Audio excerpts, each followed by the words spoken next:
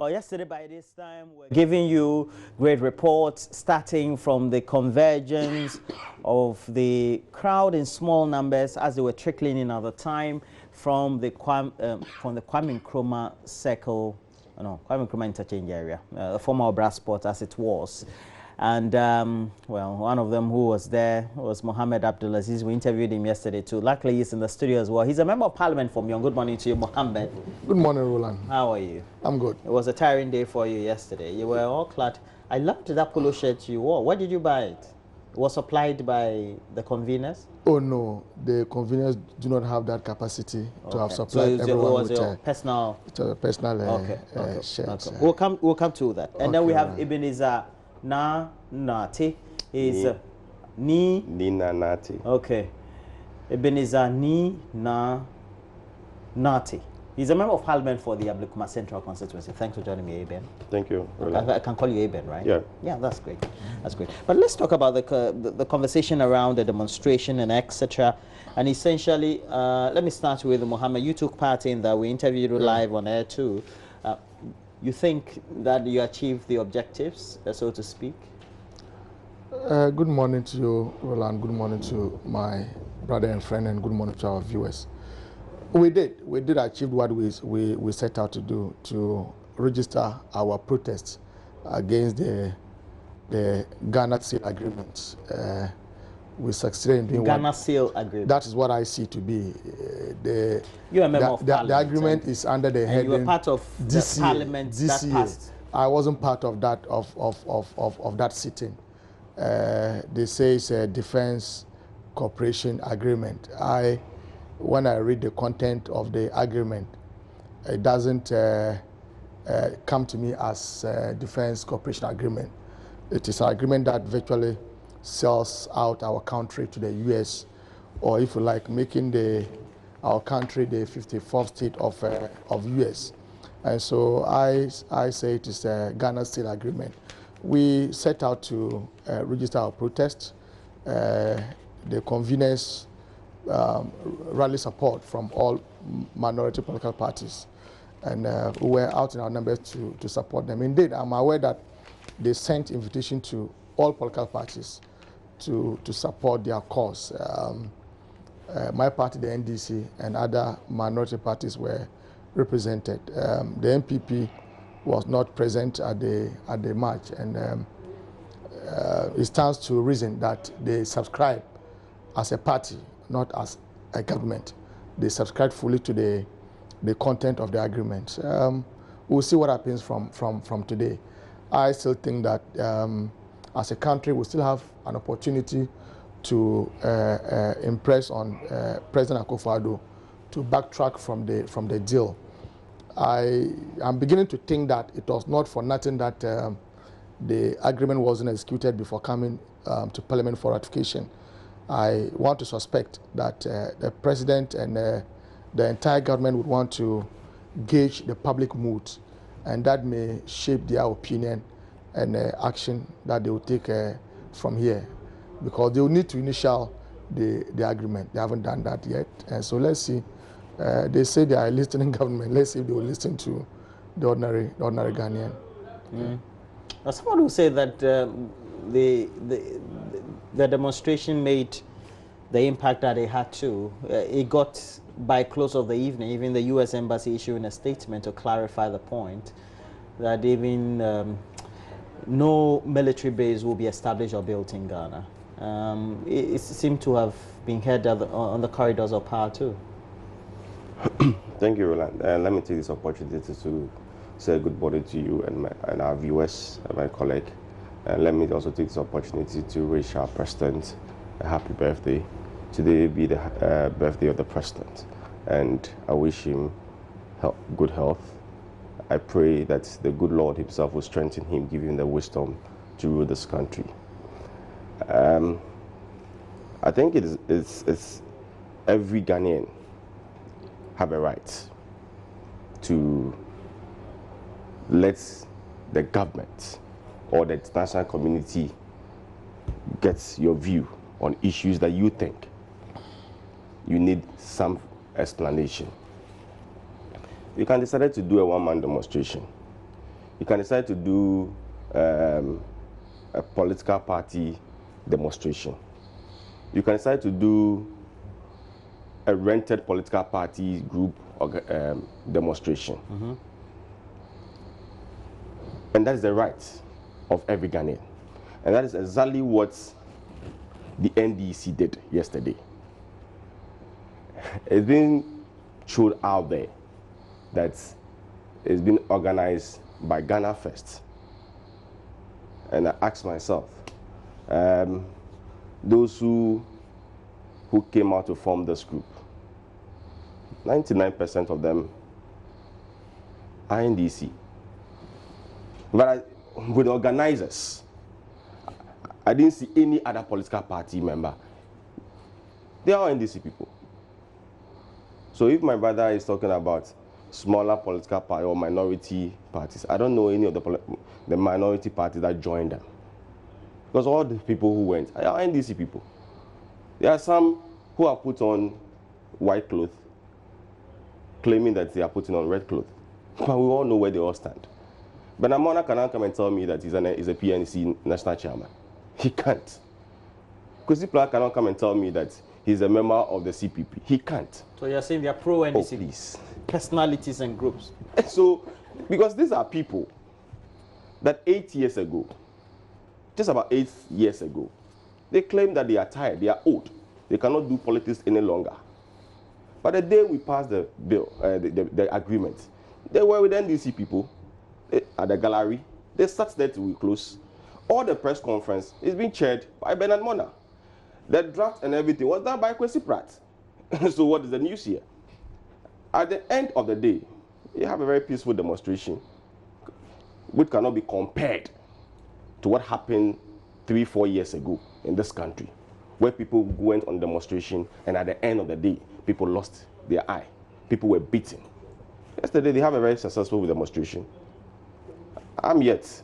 And when I was coming, I saw your colleague who was talking about police, but I'm surprised. But sometimes, if you are doing reportage, the sincerity is the most important thing that you need to do. You mean the journalists were not sincere? We are in this country. Justice, when we do one good demonstration, justice lost its eye. Justice lost its eye. We have a minister coming to tell us that it's a lie and that is a tomato pig. And today, you have a journalist who come and sit and condemn what happened 3 days ago. The hypocrisy. But you never condemn somebody losing his eye. That's a hypocrisy that I'm talking about. That the journalists, again, rephrase, you said the journalists who come and report that what? I'm saying that. That 3-4 years ago, yes, that event took place. Exactly. And you never come out to condemn it. Right. And today, you come and sit here and condemn an issue. What is more deadly than the previous one was more dangerous than what happened.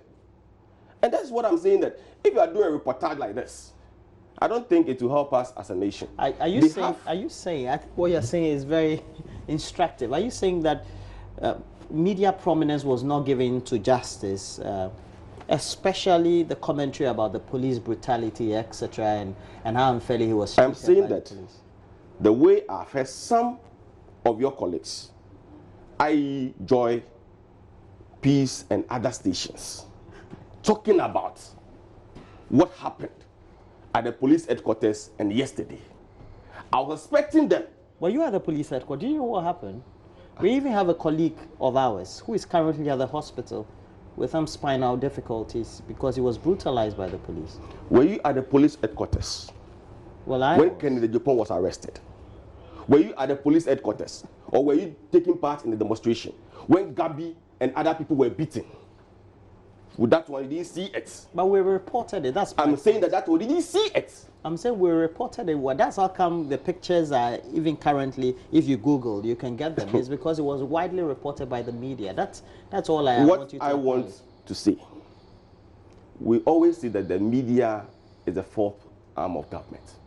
And therefore, when we are reporting issues, the sincerity is the most important. You think this time the media has been biased?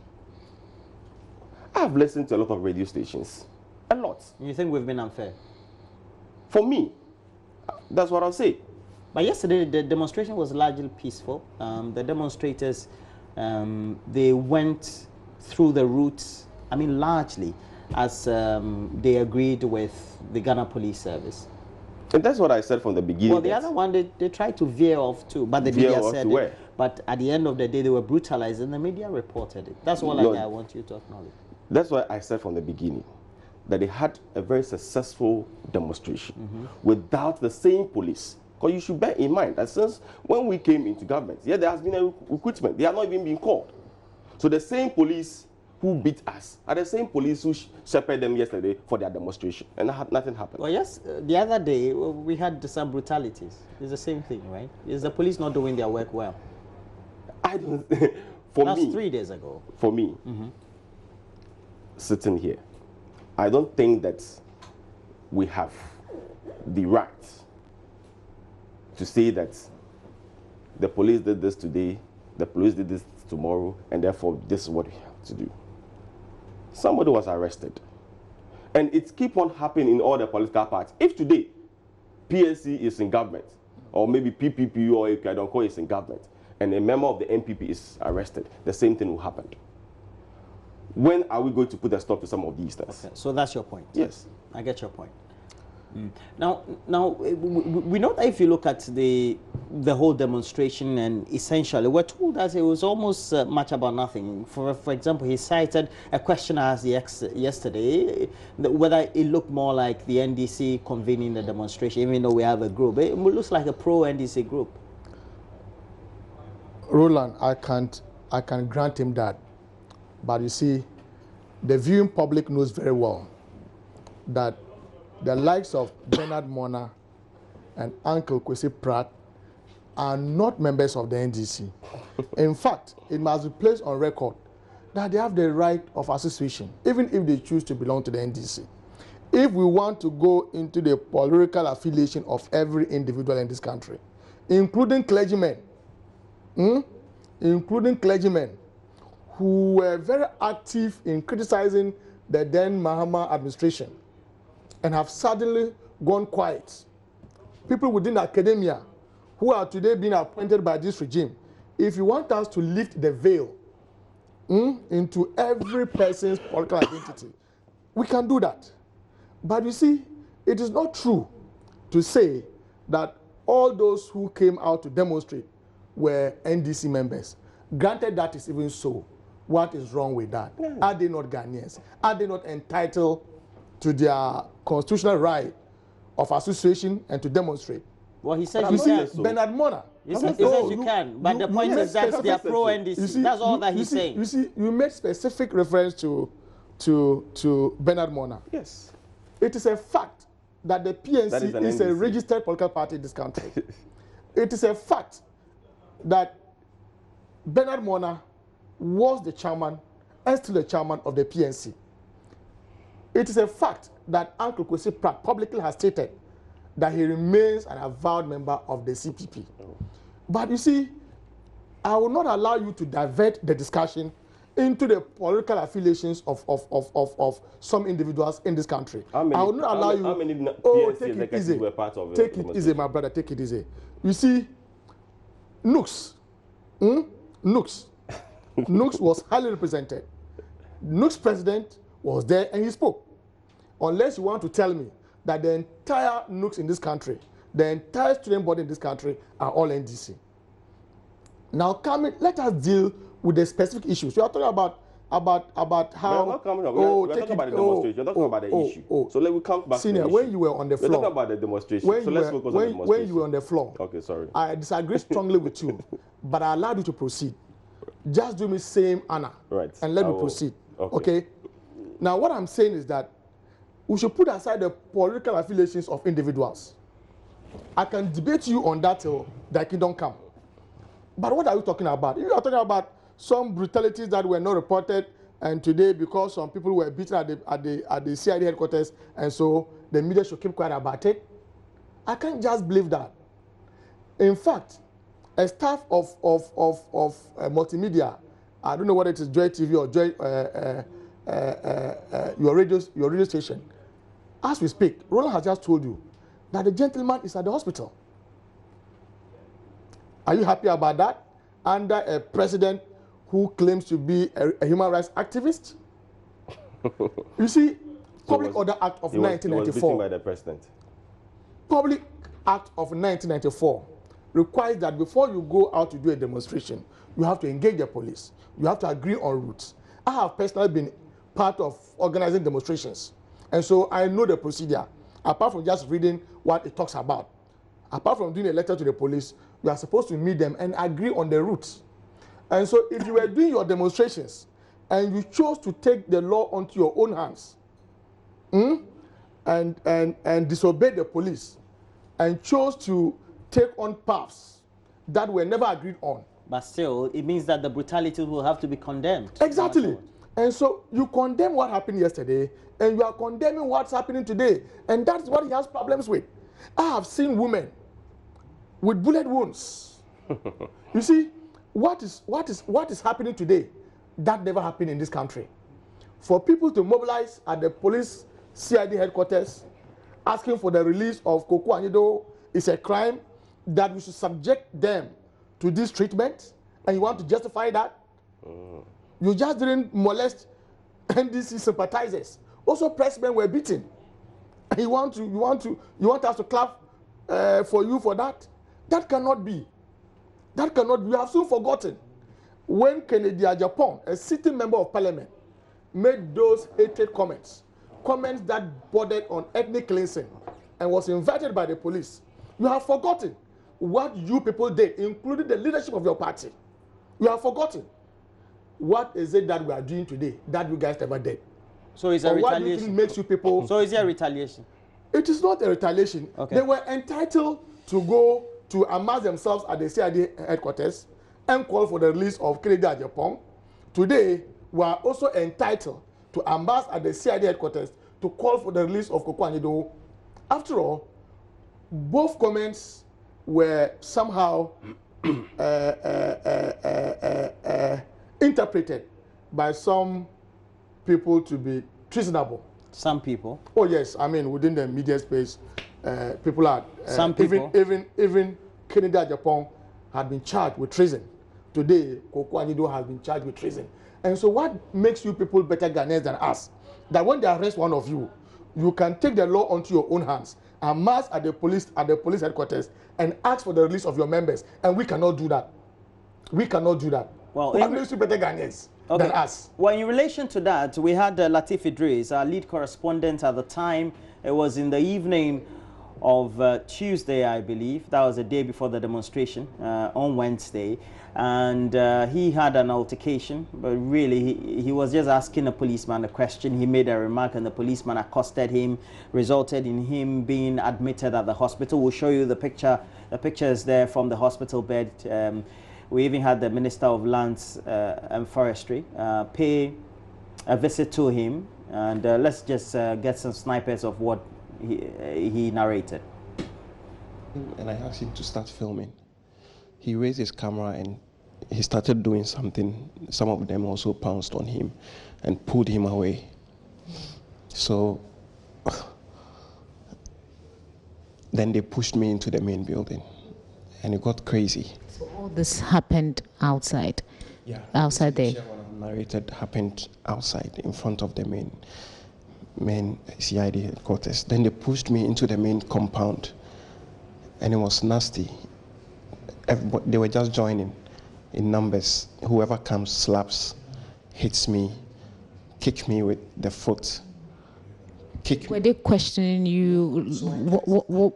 I kept telling the one who was leading this whole thing that, can you ask the guy who started this whole thing what I've done to him, what crime I've committed? They wouldn't. Latif, in all this, did they know who you were? Did they know you were a journalist? Did you have your tag and everything, or did they know that? I didn't have my tag, but I had explained to the first guy that I'm getting ready to go live on JoyNews Prime. I had my live equipment with me. So at least they should be able to tell that. No, so they pushed me in there and they joined. He's still working on. You're working, huh? I can see you working there. Oh, my brother. How is it?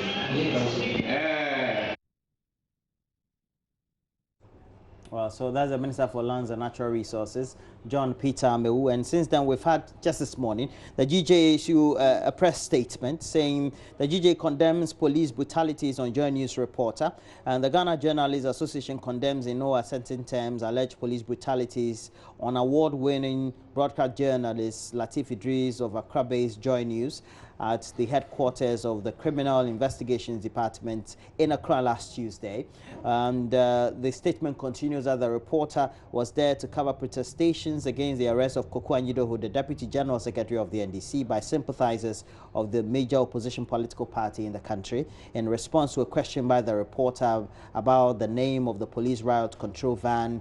A police officer allegedly assaulted him and incited his colleagues to brutalize the reporter on the premises of the CID headquarters.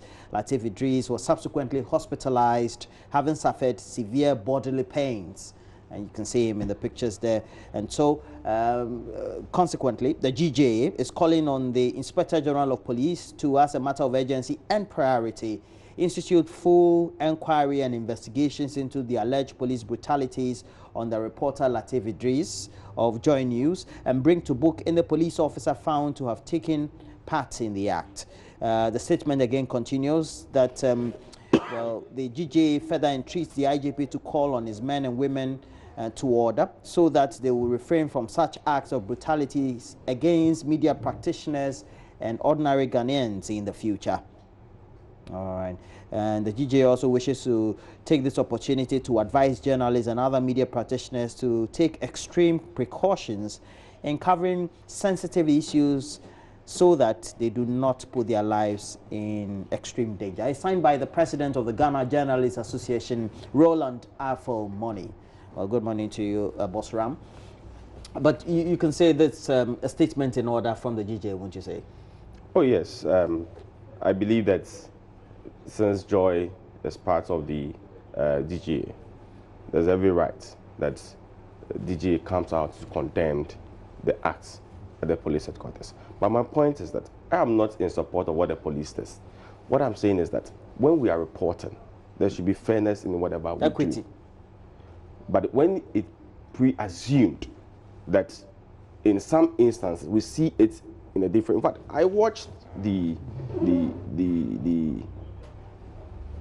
demonstrators 3 days ago on TV, and I saw this how do you call it? This woman who was shot by. I'm told from what the reporter was saying, that it's a rubber bullet. Whether it is a rubber bullet, whatever it is, I believe that it is wrong. But that's one thing that the police and in so many instances, I keep on saying that there's a need for us not to allow government to appoint security agencies, the heads of the security agencies. I will not come and sit here and be hypocritical and say that if a party is in government, institution, it's not even only the police service, but every government institution sing and dance with the song that is being played. If party A is in government, we go with party A. And you are saying that's a reality? It's a fact, unless we want to be hypocritical. Exactly. But it shouldn't be the case. It shouldn't be the case. But that's a reality. But that's a reality.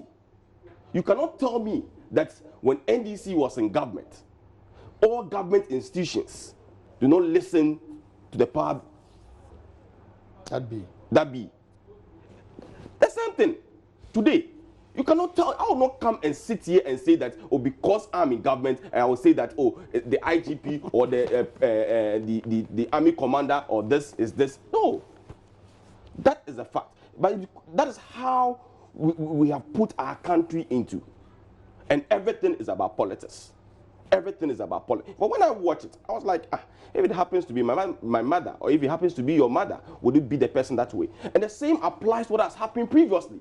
You see people being beaten here and there. And Needlessly. You ask yourself that if it happens to be your brother or your sister, will you do the same thing to the person? But at the end of the day, the people who are supposed to condemn it, the people who are supposed to do the right thing, will also come and say all manner of things, and it will not end us in anywhere. True. That is the problem that we are having in this country. We are in a country where if there's a change of government, from the top to the down will be changed and be transferred. and you ask yourself that what crime has the person committed, or because he's being perceived belongs to this party, let's put this person here. That is what an account, and you are condemning it. You are condemning it. An account man will say any and that's a situation that we find ourselves in today. So me, I'm not in support of what the police did. I'm not in support of what how to call it, those who went to the CID did. I'm not. But I was even questioning a police officer, a friend of mine that I know at the CID officers. If you go to arrest somebody and the person tells you that I'll not sit in your car, I'm going to walk, wouldn't you think it will create more problem? And look, even though the distance from the press center to the police headquarters is not far, but yet still, it can create a problem. And even from the press center to the police headquarters, people can come from all walks of life to come and join. And eventually it will create a problem. So why didn't you insist and let him sit in the car with the general secretary and the national chairman who was accompanying them to go to the police, than to allow him to walk? Well, somebody to say that the way and manner in which the police just encroach on the premises of the GJ and the press center and just come to accost the man for his arrest, even without a warrant. The police went there not because of the press conference. Sure. The police went there to arrest him. But you cover it live. I watch it. I was in the office, then I watched it. Oh, and they were asking that, where is your warrant? But that's the question we ask. And I heard him saying that I don't have any warrant. They said, I said, okay, I will not sit. In fact, even Kweku sat in the chairman's car, and then he came down, and then he walked. And I was like, why should even this thing happen? Because how can you, even a police officer, you even go there? Are they saying that they also walked from the police headquarters to the press center? So you're saying they shouldn't have allowed it? They should have just gone according to procedure? Exactly. So that you don't create more mayhem? That is exactly what they are supposed to do. All right. Well, at the moment you give a chance like that, it creates more problem.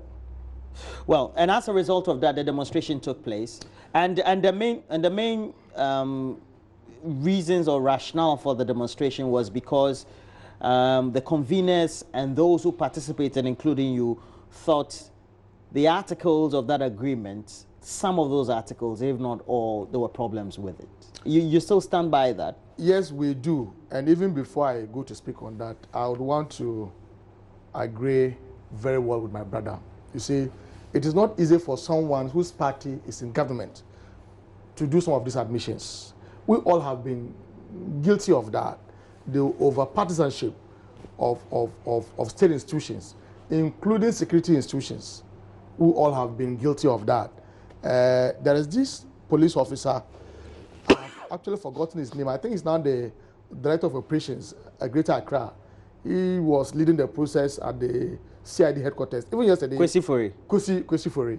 You remember where he was under Mills Mahama? You remember where he was? Right after the MPP came back to power, he was brought back to Accra. You ask yourself, why was he moved? Why is he back? Would he do someone's bidding?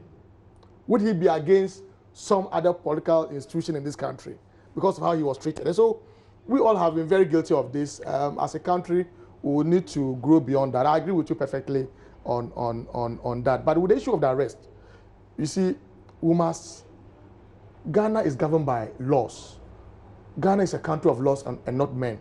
Why? When you go to arrest someone, CID in plain clothes, you are required to show your ID card to prove that you are a police officer, and you are supposed to also issue an arrest warrant. You just don't go arresting without an arrest warrant. And because you are a police, he must necessarily sit in your car. Why? Is that how to invite people to the police station? Can't you just come and invite someone and the person would even drive his own car to the police station? That's why when they stop vehicles at checkpoints, they want to sit in your car.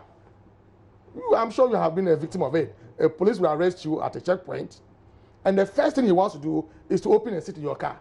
It is not your car. For God's sake. You're saying that is wrong? It's wrong. So it is even wrong to insist that Anido or whoever should have sat in the police vehicle. Well, he has the right to either sit in that car or not. The point has been, now let's go to the substance, the rationale for the demonstration. Roland, because we have the U.S. Embassy issuing a statement. As for the U.S. Embassy statement, it's nothing but propaganda. Why? Roland. Because they say that the United States government is building no facility that you can describe or call a military base in Ghana. What is the definition of a military base? You tell me. You see, you don't need to see the word military base before you agree it's a military base.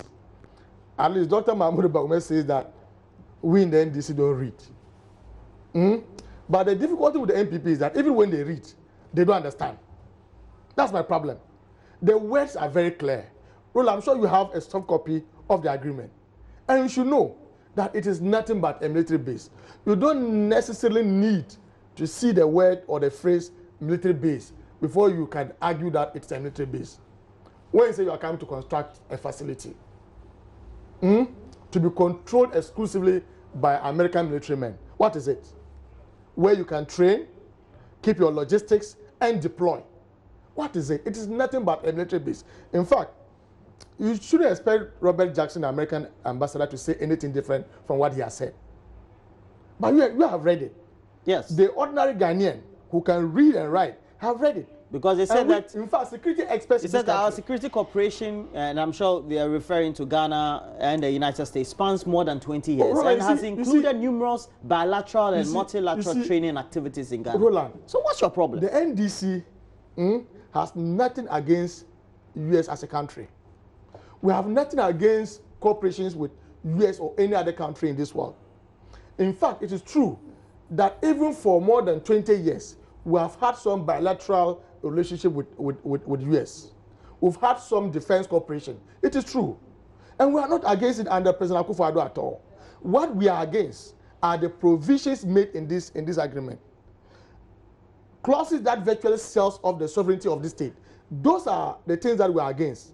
If they were to go and review this agreement, to take on board the interests of Ghana as a country, we would not have any problem with it.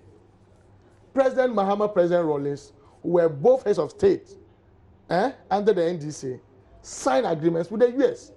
But what President Akufo-Addo is simply doing is to make Ghana the 54th state of U.S. And that is bad. Why? But that's not fair. That's not a fair comment or assessment. It is a fair comment. Roland, why? You are saying that as part of the agreement, that they can bring anything into Ghana and take anything outside Ghana. But it's an agreement. Without we having the right to even inspect it. That's why it's bilateral. No, it cannot be. You must have between two countries. Read the 1992 Constitution, international relations, and we are required as a country in relation to other countries to take the interests of Ghana on board, and that the interests of Ghana must be supreme. Read the 1992 Constitution around Article 70, 72. I'm not too sure. And so when you say that they can bring in anything and send out anything without we having the right to inspect it, it is problematic, and that they are not subject to the laws of this country. You cannot try them in our national courts. You cannot even try them in any international court or any international tribunal. They are only subject to the American laws. That cannot be. And that they would have exclusive right, exclusive access to some of these bases. That cannot be. Mr. Nete, your last point, and then we'll move on to the Kappa issue. Roland. Yes, sir. I don't see the argument of the NDC. That you rubber stamp an agreement just wholesomely?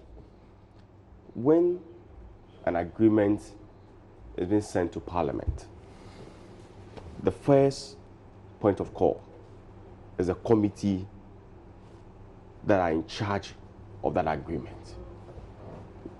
One example, the Lands Commission Bill is in Parliament. The Lands Commission Bill? The Lands Bill. It has been referred to the Lands and Forestry Committee in Parliament to go through it, and after present it to the preamble for discussion. This agreement is a joint committee by the Interior and Defense Committee. It was referred to the committee. The committee had a meeting with top military and police officials, dealt with the matter. And other security experts. I can say for a fact that for the military, they took part in the decision. The committee's report was then sent to Parliament for the committee. You mean the plenary? The plenary, for them to take a decision, for us to take a decision. The minority, and I've heard the argument of some of their colleagues that they do not accept it at the committee level. I'm not even going to whether they accepted it at the committee level or not. So all you're saying is that this is a good agreement?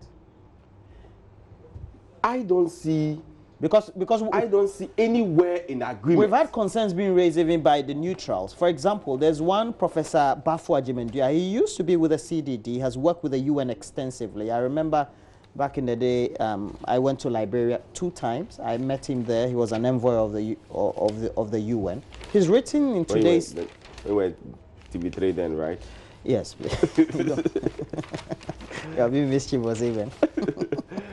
And he's written an article. Because we went to the friends, so I know. Roland, yes, sir. He hasn't answered your question. No, he will answer. Whether it is a good or bad deal. No, there are some things you can't answer. I can say that. There are some things. It's a good agreement. It's a good agreement. Yes, because there's nowhere in agreement. Where in agreement that it is stated that they are going to have a military base here? Where in agreement? Where in agreement have they said that they are going to give us $20 million? Where in agreement? You mean it's not been stated specifically? Where in agreement? Military facility. Oh, please. What does that mean? I mean, military facility, what does that mean? In 2000. Oh, I'm just asking you what military facility means. He says that military is not equated to, and the U.S. and the U.S. embassy press statement also. You're talking about military facility. When the person comes and he have this the gun or whatever it is, does it mean that there's a base that they are there? And people have come out to say that, look, if you're talking about a base, we're talking about a base that have almost about 20 to 30,000 people there. Where in agreement being stated that we are going to have a military base here? Where in agreement are they stated that we are going to give $20 million? And then you have people, going about yesterday at the demonstration. Direct that question to DTO. No, direct that question to DTO. Your defense minister. He's the originator of the $20 million. No, the U.S. embassy came to say that what they are bringing on board to help us is equivalent to this amount. That don't mean that this amount of money has been given. Direct that question to your defense minister. I'm just telling you that you have raised a very critical question. In fact, I agree with you that when you read the agreement, you don't even see $1. So for your defense minister to have stated that Ghana would benefit an amount of $20 million from the agreement, he said so. Well, Professor Bafo Ajimendua in his article, please let me just quote this. Let me just quote it. I'll take us to a Flagstaff House very soon. It says, back to the latest security cooperation between Ghana and the U.S. I asked myself, has the country's sovereignty been sold out by this agreement? He says, absolutely not. Has it been compromised? He says, I believe so. In other words, I don't believe by signing the agreement, Ghana has lost control over its sovereignty, although Ghana has been exposed to potential harm from those opposing American interests worldwide. Now, that's where I take you to have a lengthy or let's say a short chat with the Communications Director of the Presidency. Eugene Ahin is on the line. Good morning to you, sir. Doing? Good morning. And we can tell our viewers that there's an ongoing ceremony to officially change the name of the Flagstaff House to Golden Jubilee. Is there a ceremony or not? No, there's no ceremony. Okay, so it's just an official announcement. Yes, that the seat of government will now be known and referred to as the Jubilee House. Okay. I'm seeing some ongoing activities on one of the frontages of frontals, all the walls of the Flagstaff House, in which the insignia inscriptions are being changed. It's part of the whole renaming process. Yes, I wouldn't describe it as renaming. I'll describe it as the naming process because if you recall, the edifice as part of Ghana's Ghana's 50th independence celebration of the country, President Kufuor put up that structure and named it as the Jubilee House. Subsequently, when there was a change in government, the building was named or renamed Flagstaff House by the then President, His Excellency the late John Evans Atamil. But officially, if you look, there's no record anywhere evidencing that the name of the seat of government was named as Flagstaff House. There's no record anywhere that the Jubilee House was renamed Flagstaff House. So the President, as a result of Article 58 of the Constitution and given the power vested in him by that particular article under the Constitution, has named Flagstaff House as Jubilee House. Okay, so now you're just affirming the name, Jubilee House. Absolutely, Jubilee House, yes. And the President has signed an executive notice to that effect, which has been gazetted. And so the name Jubilee House would now be the official name of the seat of government. But has it got anything to do with the President's birthday, perhaps some significance of a sort? No, it has purely coincidental. Purely coincidental. Yes, it has nothing to do with the it sounds like a very curious coincidence. Well, you can say so, but there's no design to ensure that probably the naming of the seat of government coincided with the President's birthday. Nothing whatsoever. It just happened. Eugene, so there's going to be an LI that will be sent to Parliament ultimately? It's an executive notice that has been gazetted. Eventually, I don't think there'll be the need for an LI to be sent to Parliament in this respect.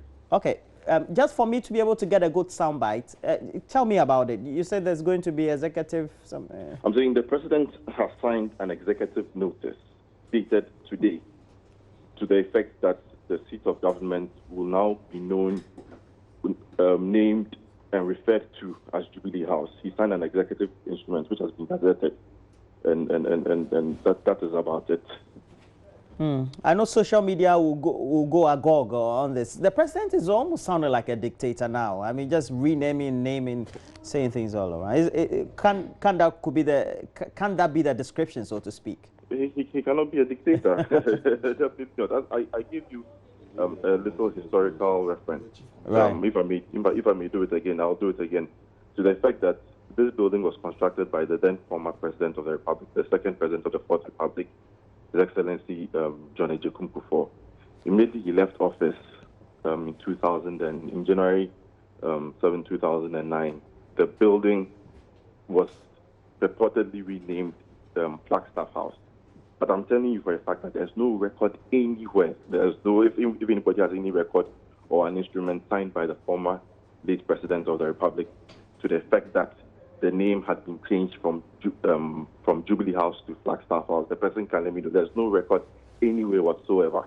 Very well. What the President has done is just to reaffirm the decision taken by the former President of the Republic, John Ejekun, very well. To the effect that the name of the building is Jubilee House. Very well. My producer says I can only ask one more question, so let me ask. There was this donation for better rehabilitation of the Flagstaff House, $1 million, I believe. It was made public. Has that been used? How was it used? It hasn't been used yet. It hasn't been used yet. Well, thank you very much. Thank you very much. Well, Eugene Ahin is the Director of Communications at the Presidency. Thanks for speaking to us, Mr. Ahin. Always good to speak to you. But let's wrap up now. The President, who some refer to as a Chief Commissioner, is now gone into renaming. He's interested and he has some expertise in commissioning projects that were identified as Photoshop pictures.